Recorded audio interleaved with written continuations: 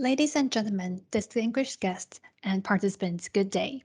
Welcome to 2022 Presidential Hackathon International Track Introductory Webinar. I'm today's facilitator, Ronghua Mi. Thank you all very much for joining us today from around the globe. It is our pleasure to pay our honorable guest a compliment. So allow me to introduce you our VIP today. This year's representative of International Track Implementer, Deputy Director General, Ms. Betty Hu, Small and Medium Enterprises Administration, Ministry of Economic Affairs. Thank you very much for coming, Betty. Betty, we cannot hear you. I think you mute yourself. Okay. Wonderful. Hello, everyone. Hello, Good Betty. day and good evening or good night. Or good morning. Okay, so we are now inviting Deputy Director General Ms. Betty Hu to give us a welcome remarks. Betty? Okay. Hello, everyone. First of all, thank you for joining us at the first online event of 2022 Presidential Hackathon International Track. This is the fourth Presidential Hackathon International Track since 2019. As the implementer, the SMEA administration, Ministry of Economic Affairs, encourage hackers to come up with proposals that use open data to combine technology and innovation, as well as solutions to common global challenges. Last year, we know that COP26, after that, more than 100 countries have committed to a net zero carbon emissions goal by 2050. To respond the global warming and extreme weather, many countries have made net zero a priority in environmental and climate policies. Taiwan, Japan, Korea, and Singapore are exploring different low carbon options. Renewable energy still plays a role, but it is necessary to invest in new and diverse technologies. Therefore, net zero has become the focus of this year's international track. The objective is to encourage hackers to create tangible solutions and find out what challenges might arise when implementing net zero strategies. Last but not least, I would like to thank last year's team of Excellency, AB Street, for joining us today, and one of the past winners from Keelung for sharing their current progress. We are very happy to see hackers from all over the world interacting with and learning from each other to demonstrate global citizenship and achieve sustainable development. Thank you very much, and I wish the event a great success. Thank you. Thank you very much, Deputy Director. So while our Deputy Director gave us the welcome remarks, I believe that my colleague had already shared our code note for today. So if you're available, please leave your message if you would like to, including if you have any GitHub or email that you would like to share. So the next session of this code note is about discussion notes. So if you have any question during or after the presentation, you are very welcome just to type your question there so we can go through at the end in the QA session. And if you have other related sources about net zero or climate change, you are also very welcome to share on our code note. So if there's no other questions, I would like to share my screen to introduce you about the 2022 Presidential Hackathon International Track. So just give me a sec. Okay. So can everybody see my share screen? Yes? Okay. Yes. So thank you. Okay, okay. Wonderful. So thank you very much for participating in this event. In the next 10 minutes, I'm going to introduce you about what is Presidential Hackathon and what's this year's challenge and other important information. And this is today's agenda we're going to go through. So, what is Presidential Hackathon? The Presidential Hackathon is an initiative designed by the Taiwanese government to demonstrate its commitment and by to employing open data or data innovatively in order to address sustainable development issues and for social needs. It expanded to include an international track since 2019. Participants from around the world were invited to propose open data solutions or data solutions for delivering a better world. So, international track is encouraging teams to form data collaboratives in order to solve challenges together. So the challenge thing last year is Sustainability 2.0 climate action. And as our deputy director mentioned, Team AB Street is going to share their experience with you. So I'm not going into details here. And spoiler alert, we're going to invite another team of excellent office farmers to share their experience. So please stay tuned. So, about this year's challenge theme, it is climate action, practicing net zero. So, anyone who keeps an eye on climate change would be very familiar with National Determined Contributions, aka NDC, which is also an important conclusion made in COP26.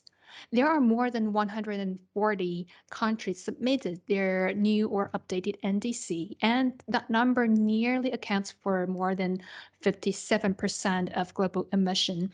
While continuing this number grows, we also need to face the fact that the endorsement of NDC by countries does not necessarily transfer to GHG emission decrement. So, on the other hand, there are more than 56% of global population lives in cities, and there are some major structural systems consume CO2 budget that the urban resident involves on daily basis. Energy, transportation, buildings, waste and sanitation, water, foods, these are just several examples that we can raise here. We encourage hackers to utilize open data or data to raise proposals to help city to become as a functional action unit on the decreasing GHG emission. And here are the important dates that we would like to share with you about this year. We will soon open the application in the mid of April, which is expected to be closed by late of May.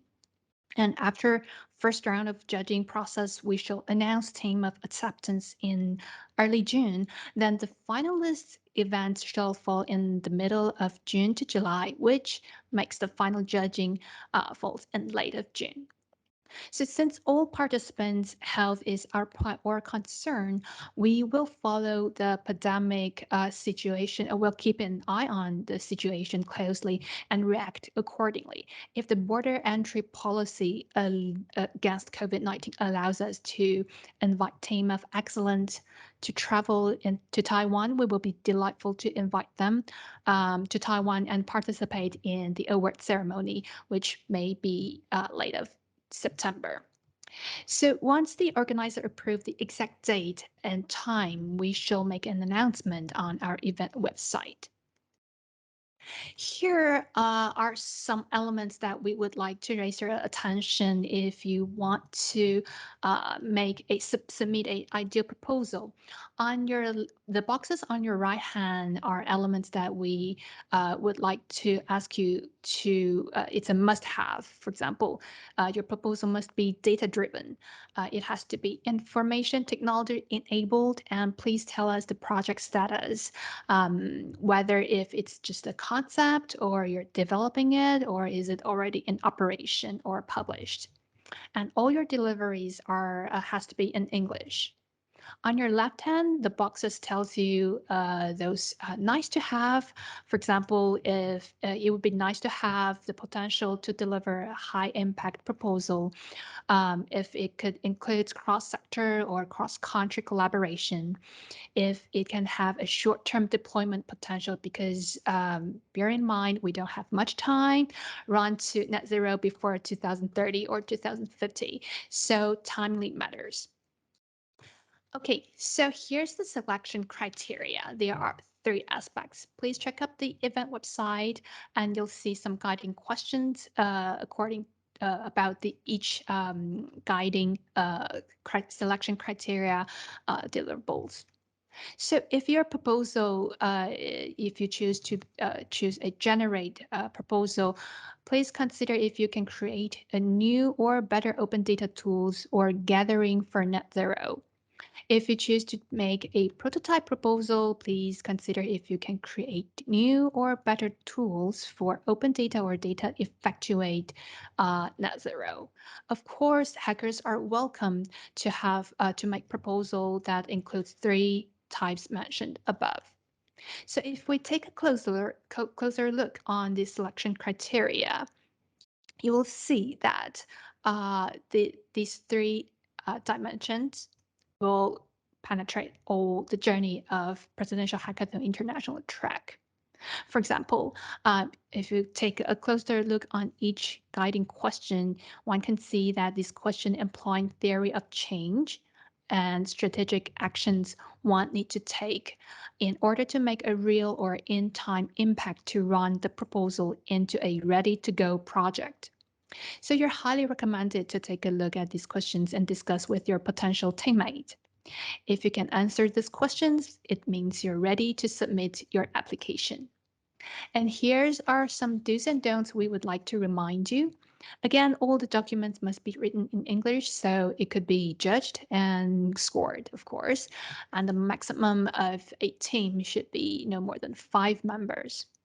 A team must tell the project real status as mentioned above. And the judges of this year's international track is not eligible to make any proposal. So what's in to raise a proposal, to submit proposals in international track? First of all, you will win a cup for your team and from the president, and you will win the opportunity to present your project at the presidential office building. You will also win the opportunity to join the international program in Kaohsiung for future collaborations or project landings. And how to apply when the application page is ready, and please visit our website for more information and click application button, save or send when you're ready to go. And that would be a very short introduction of this year's Presidential Hackathon International track. If you're looking for a teammate, civic hackers, please screen the QR code that we show now, and you will meet other hackers, including today a B Street speaker. So, Dustin, if you're online, would you like to unmute? Yes, hello. Can I also screen share? Sure, please do. The floor is yours. All right, thanks for inviting me here today. I'm Dustin Carlino, and I entered the International Hackathon last year with this project called AB Street. And I've worked on AB Street for a bunch of years with other people listed here, and so I'll just tell you a little bit about it today. So to motivate AB Street, I guess the problem that I was focusing on is that most cities around the world are far too dependent on people driving cars to get around for transportation. And so this has a bunch of externalities. Of course, climate change and greenhouse gas emissions are one of them. But even if everybody sort of could switch to electric vehicles immediately, that wouldn't really solve the problem of noise pollution, air quality, even from like heavier electric vehicles rubbing against the road and causing like emissions from brakes scraping against things. And then like cars take a lot of space to park. They tend to occasionally have collisions and cause a lot of destruction and injury. And they also encourage a lack of exercise and sort of contribute to a health crisis. So the like of the many answers to sort of improve transportation in cities, I think a particularly compelling one is to convince people to ride bikes. These statistics are from the US, but there are similar cases in other places. So for example, in the United States, about 60% of all trips made by car are under 5 miles, which is a distance that would be very easy to ride by a bike or an e-bike. And so and in addition, like owning a bike and operating a bike is much cheaper than owning a car.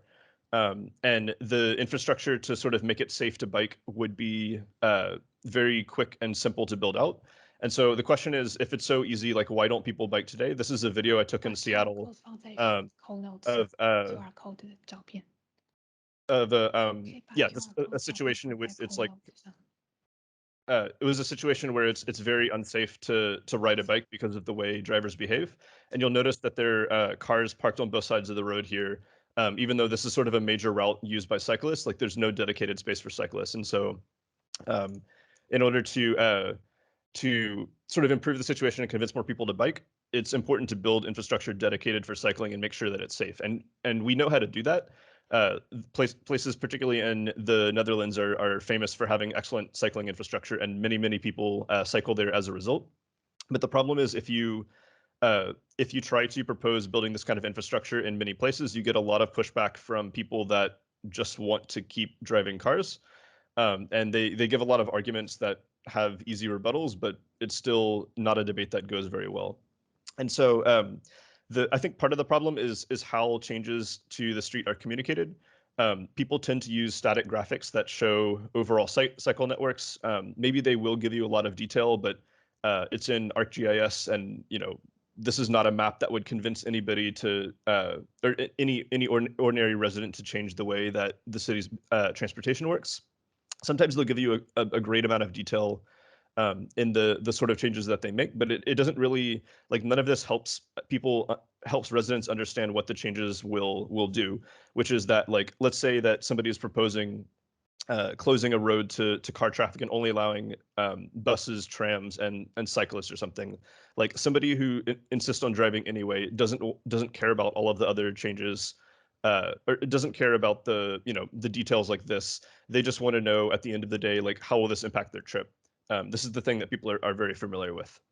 And so to sort of try to solve a lot of these problems, back in 2018, I started a project called AB Street, which is software that aims to help people explore transportation changes in cities a lot better. And so it has a few purposes. One is that, like, once city planners come up with an idea, they can sort of explain the changes and educate the public about it much more effectively than just pictures that don't let the public explore the idea interactively. And then from the other end, you can ask the public, like, what, if these plans aren't good, how would you do them differently? People tend to be like local experts in certain places. And yeah, so AB Street is sort of a very large project today. It started out as just a traffic simulator, but we've also expanded to sort of focus on a bunch of different areas. And for the hackathon last year, the new component that we built was for planning cycle networks. And I'll quickly go through what some of these look like.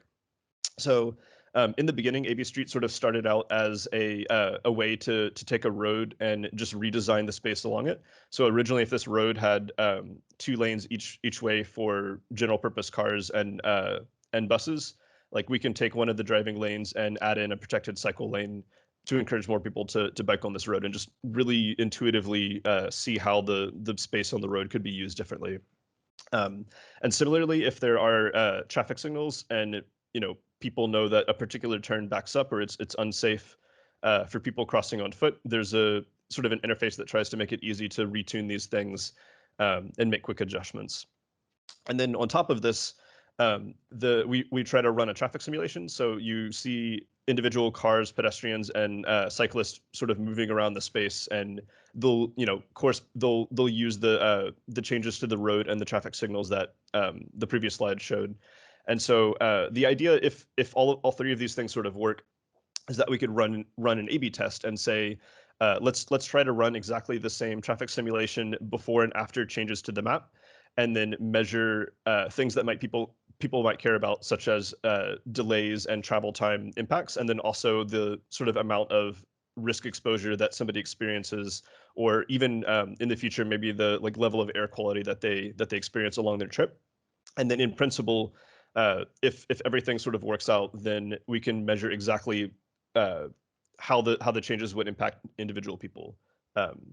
And so the tool that we built last year for the hackathon, so the traffic simulation and sort of the ability to edit roads in great detail is useful, but it doesn't help it's sort of very complex to learn. And so based on that feedback, the project that we built last year for the International Hackathon is called Ungap the Map. And so it lets you quickly analyze the route, the existing cycle network of a certain city. You can plan a route between two different points and sort of see, based on today's conditions, what's the fastest route to bike. But then if you don't want to bike on high stress roads where there's no, where there's a risk of collision with the car, you can find a route through quieter streets. And usually it's the case that it's a lot slower and more roundabout. And in places like Seattle and San Francisco, you have to climb a lot of hills and sort of go out of your way to avoid car traffic. And then the tool lets you quickly sketch out the roads that are important to important in your mind to be part of the cycle network, and you can sort of modify them quickly and add in cycle lanes.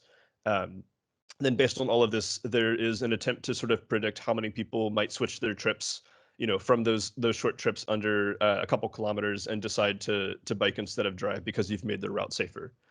But some other projects that we focused on in the past, there's a tool to analyze the concept of 15-minute neighborhoods, which is all about exploring the relationship between transportation and land use. So if people live, if it's a few minutes to walk down the street and go to a convenience store, go to a supermarket, and like go to all of the or go to many of the services that you need to access on a daily basis, like there's no need to own a car in the first place.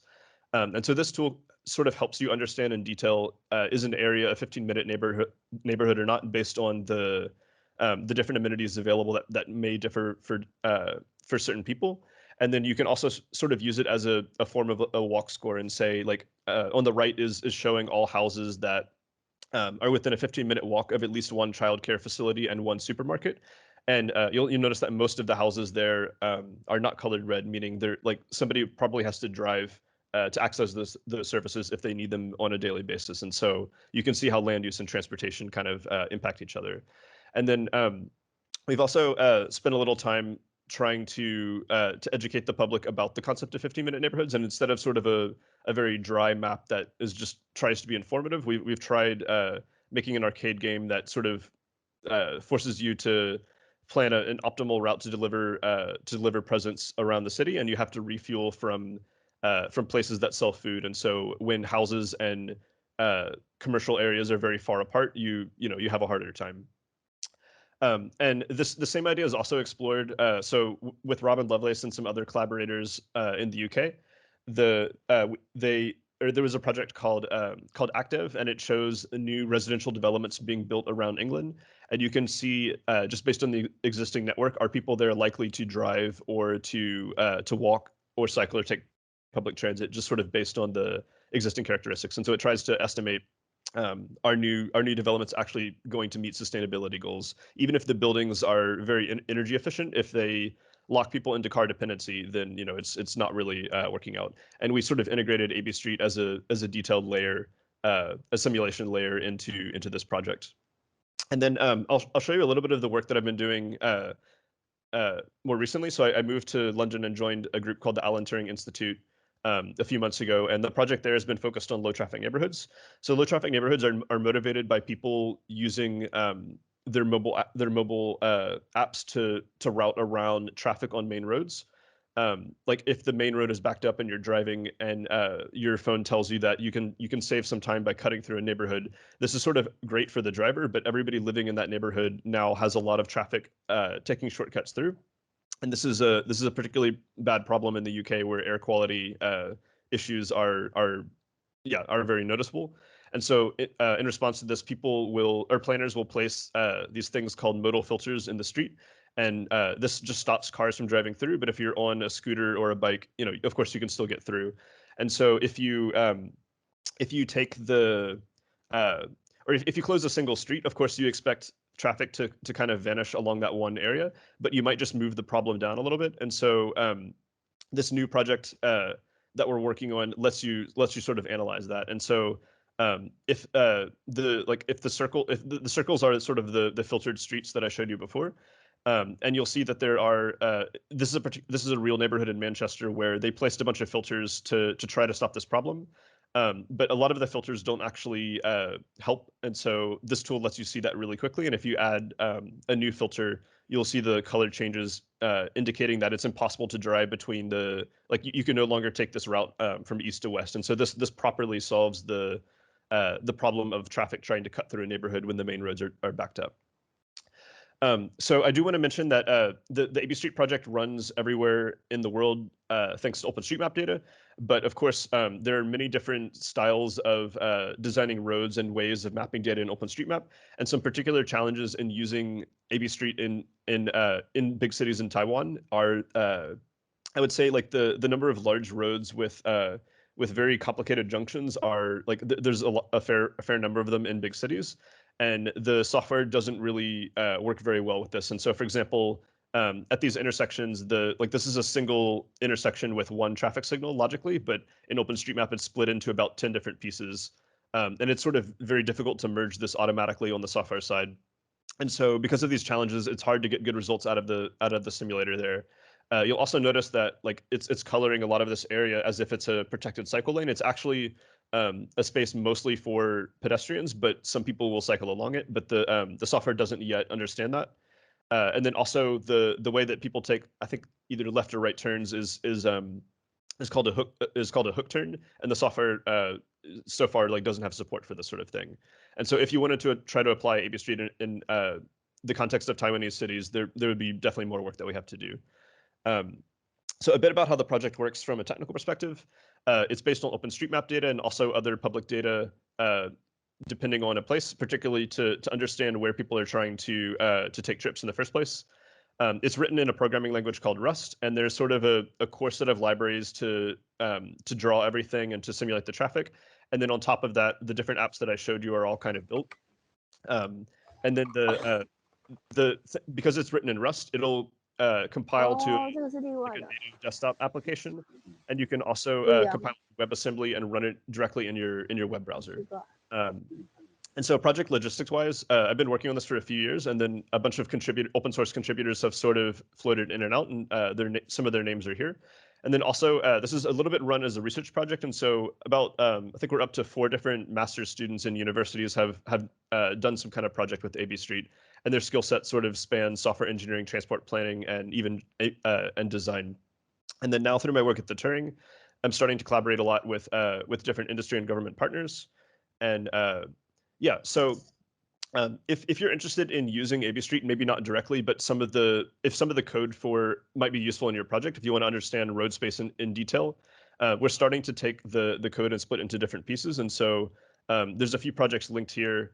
But in short, if you're using AB Street and you realize you want to use one part of it but not all of it, then get in touch and we can figure out how to make it a separate library that's easier to call from your code. And yeah, some of the next steps that the project that I'm hoping to take the project. I want to focus on public transport and give people a very easy way to quickly sketch out new bus and tram routes, because that's another very low cost way to get people away from driving cars, especially in rural areas where like the distance might be too far to cycle every day. I'm also trying to build tools more generally to understand census data. So depending on the country, there's really good open data about how many people live and work in a different area, and really good breakdown of do they own cars, or do they own a vehicle? Where do they work? What sort of transportation needs might they have? But it's difficult to sort of work with data across different countries. So I have some ideas there. And then I'd also like to make it easier to take proposals in AB Street and actually share them. Today it's a very clunky process, and so that needs a lot of work. And then I mentioned before the modeling of pedestrians and footways is also an area that I'm trying to expand. And so if any of these things sound interesting, or if you have another idea how AB Street could apply, please get in touch, and we can kind of explore possibilities there. Yeah, you can find a lot more information in these places. Feel free to reach out, even if you're not interested in AB Street, but you have another project using spatial data, particularly OpenStreetMap. I'm happy to sort of brainstorm and help out. Thank you. Thank you very much, Dustin. So I would like to come to our code note again. If there's any participants who join us later recently, please visit our code note. And if you were willing to leave your message, your personal message, so perhaps you can contact with each other. And if you have any question to AB Street or this thing, then you can also reach him over there. And I see there are two questions. We will come back to AB Street later. And now I would like to introduce Team Hacker Planner. They are one of the winner in this year's Keelong Hackathon. So, Mr. Zheng, are you there? Can you hear us? Yeah, I'm here. Wonderful. So the floor is yours.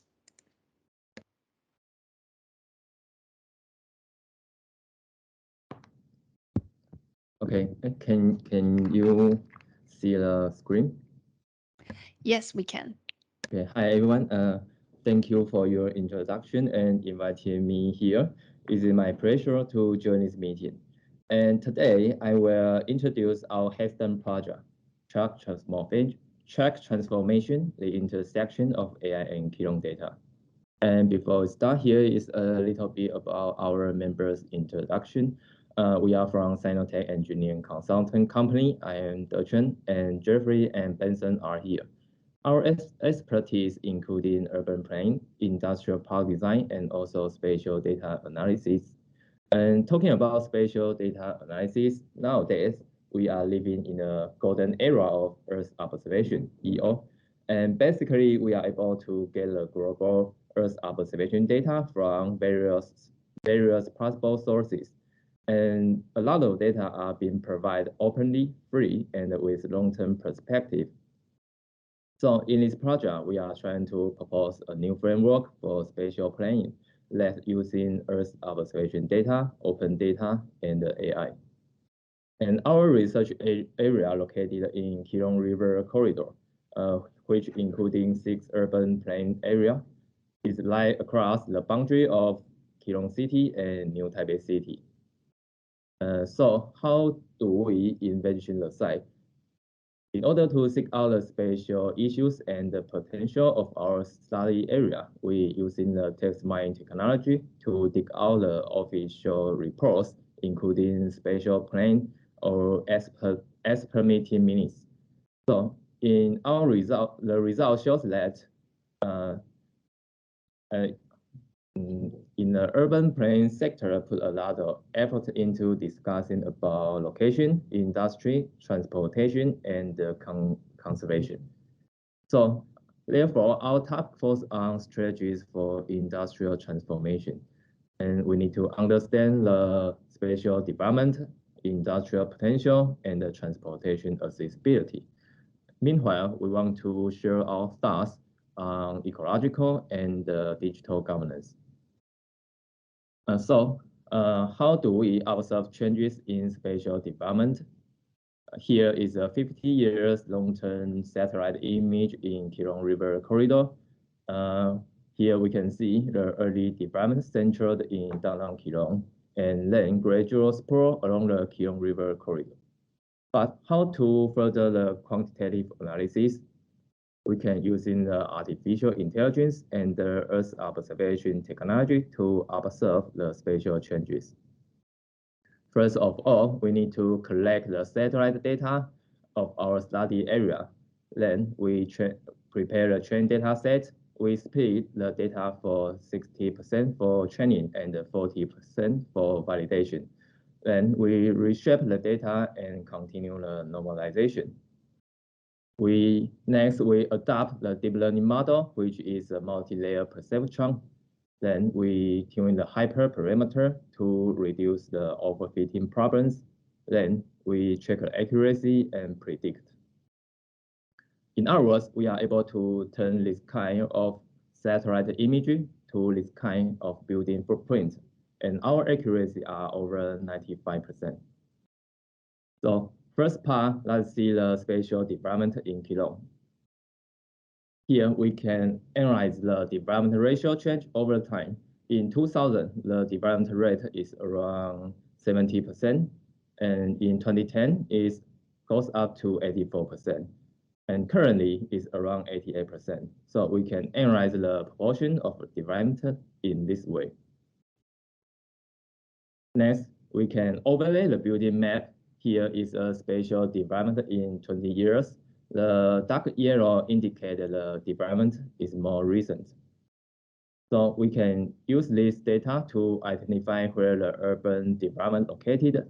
Besides, we can compare it with the industrial park to understand where the growth goes faster and where it's slower. The second part is industrial potential. In order to understand which location has higher potential, we observe various big data, including manufacturers, population, land use, etc. So first, we examine the factory growth. In 2010, the growth rate is around 20%, and in 2015 is around 25%, and currently is over 30%. So we can see manufacturers grow rapidly over the past 5 years, and new factories are clustering in the river corridor. Besides, we also found that traditional and technology industry are the dominant and primary industries, and is congregated in early built industry park, which could be the priorities for industry transformation. So here is our industrial potential map. The darker orange indicates the industry is the dark orange indicates the higher potential. So in the past, there was a lack of correlation between industry data and the built environment. So it is important for us to build a bridge between these two and provide a different perspective for future economic growth. Next is transportation accessibility in Keelung.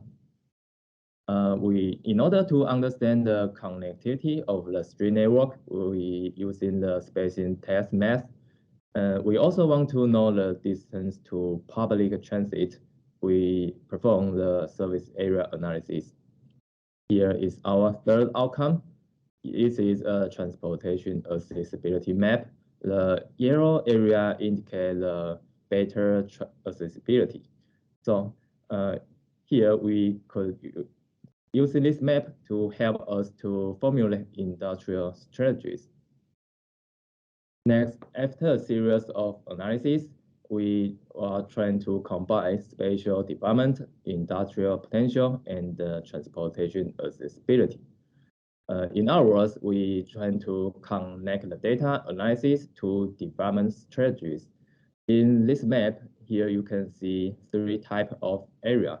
The red area is high suitability area. It can play the leading role in industrial development. For example, the technology industry could be further developed in this area. And the green area is a high industrial potential area, where it's less accessible but attractive for industry. So less place could be suited for traditional industry. And next is blue area, where is high accessibility area, which is nearby transportation infrastructure and with high connectivity of the street network. For example, it would be the proper location to develop the logistic industry.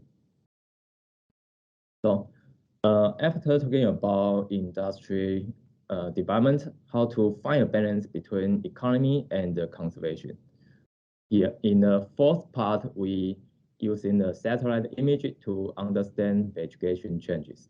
Here we can calculate the RVA ratio, which is a vegetation index. We calculate 2000, 2010, and 2021. And here is the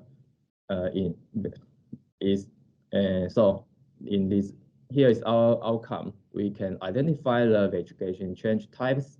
So here we can see 3 types of vegetation change, including loss, no change, and better. So the government can make ecological conservation for the large area. Therefore, we can propose our digital governance platform. First of all, the government can invest the industrial need for the private users. Then the government can provide industrial strategies like we propose. But how government to review the development? Here, we can use the AI and EO technology to check the development and adjust the strategies. On the other hand, the government can release the ecological conservation location, then where can be adopted by the industrial users. For example, if someone wants to build an industrial park, then they need to do some restoration for environment, like to plant some trees in vegetation loss area. And how does the government review the conservation? We can using the satellite image analysis to check the conservation. So both public and private sector could benefit from this model. And to sum up, in this project, we are trying to propose a new framework for spatial planning. We're using text mining technology to seek out key issues and using the Earth observation and the AI technology to understand urban growth and the vegetation change.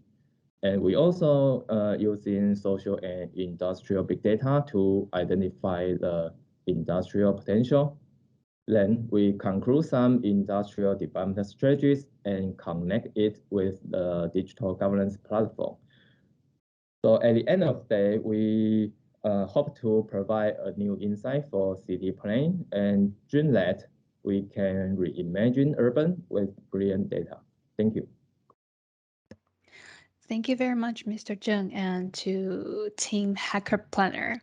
So before we move on to Team Aurelien, I would like to especially mention that we have a foreign participants from Japan, Mr. Kobayashi Atsumi.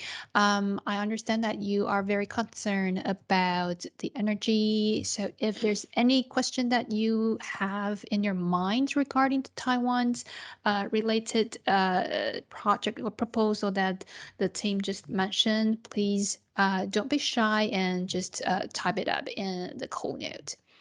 Okay, so now next team, Aurelien, are you there? Hello. Hello. Would you like to share your? Yes, please do. I'm so sorry. Can everybody hear me? Yes, and the floor is yours. Please feel free to share your screen. Thank you. I'm sharing my screen. Yes, very clearly. Okay. Hello, everybody.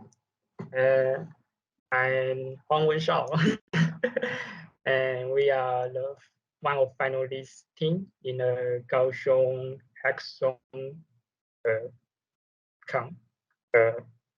game. I don't know. Okay. Sorry for my English because my English is not very good. So if you have any question, happy to write down on the internet and we can discuss later in the Q&A time. And let me dive into our concept of our idea. Okay.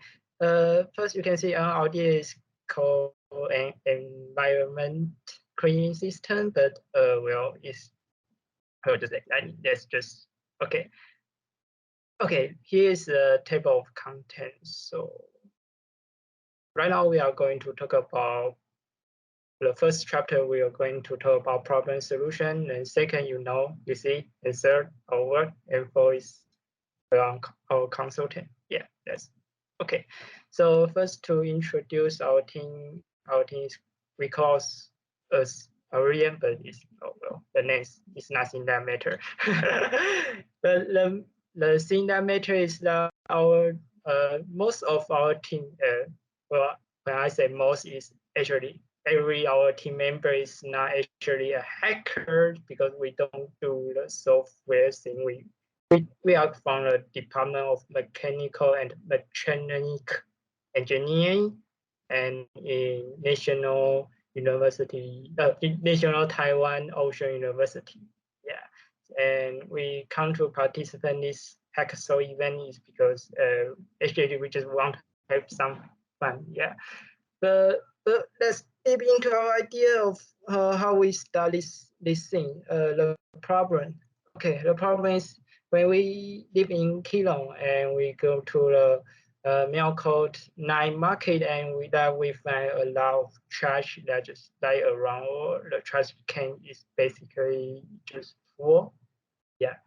So this kind of circumstance and this scenario, I don't sure that pronounce. Okay.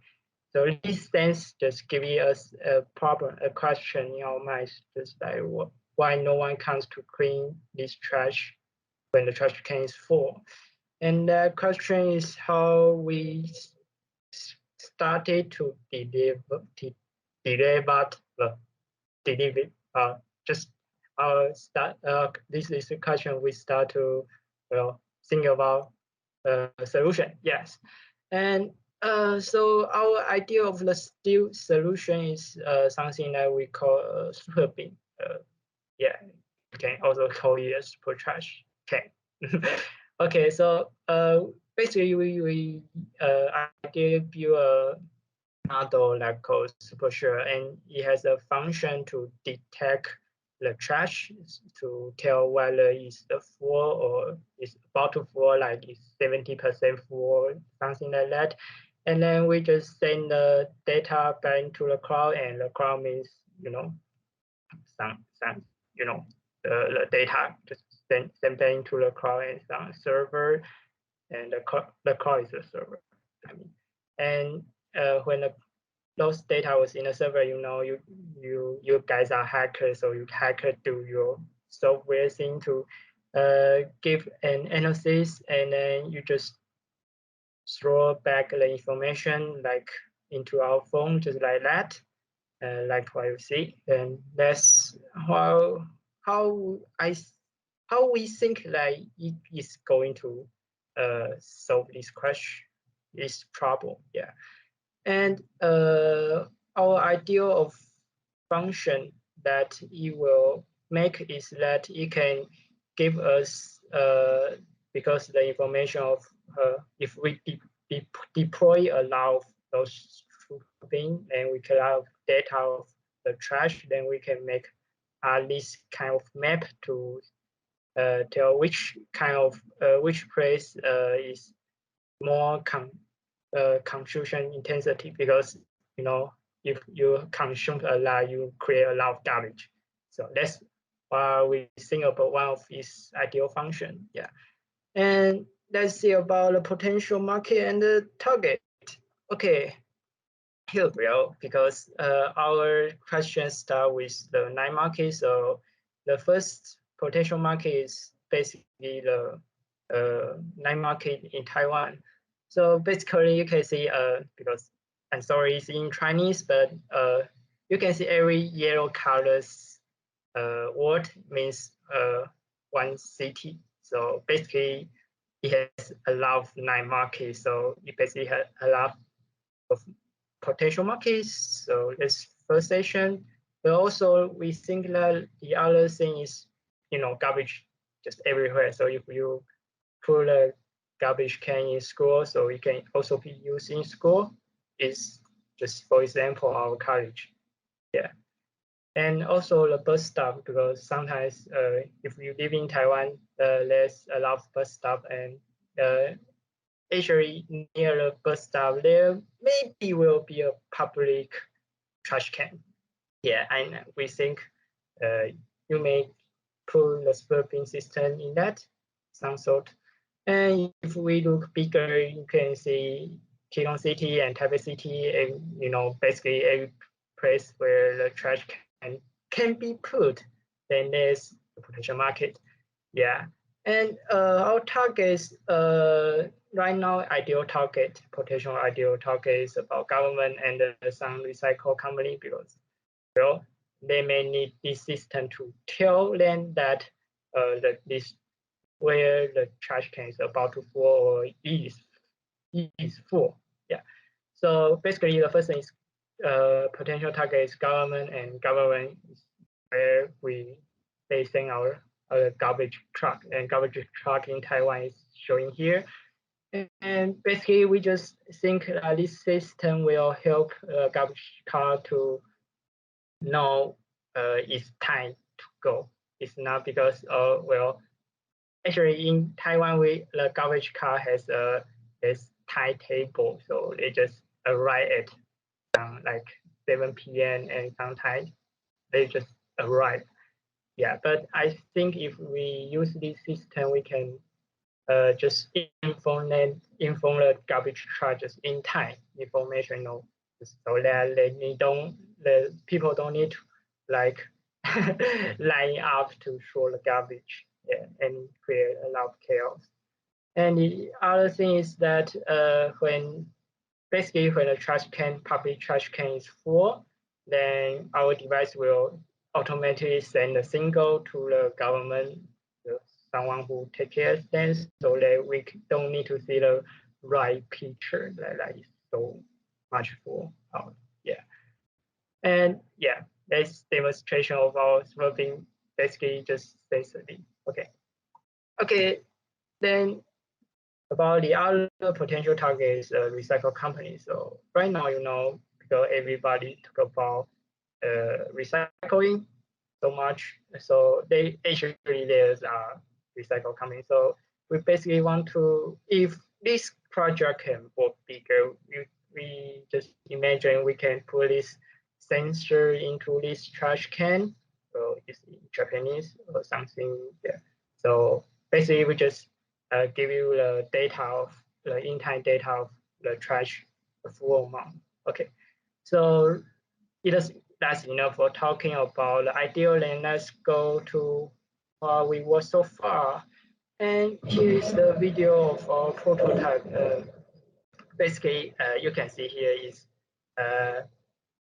these sensors can detect the height altitude of this object, and we want to put this sensor into the super bin, the super short, the last picture we show you that actually we draw it a 3D model. Just we put this sensor inside, so it will get a data like right hand. Yeah. Okay. So sorry. So basically, you just work with this 4 part, and this 4 part will just detect and single and calculate the result and just send back to the cloud, to a server. And if we look for these systems, we want to, first is super sure that's basically the sensor, but it was local. Or why do I call it local? Because last time you see those devices that we put it together is about, well, I will say like 35 US dollars below. So if you just make a manufacture, so it will be, I think it will be quite cheaper and fast to deploy. Okay, but our idea didn't stop that way. We will also make bigger is that we make super bucket, and you can protect.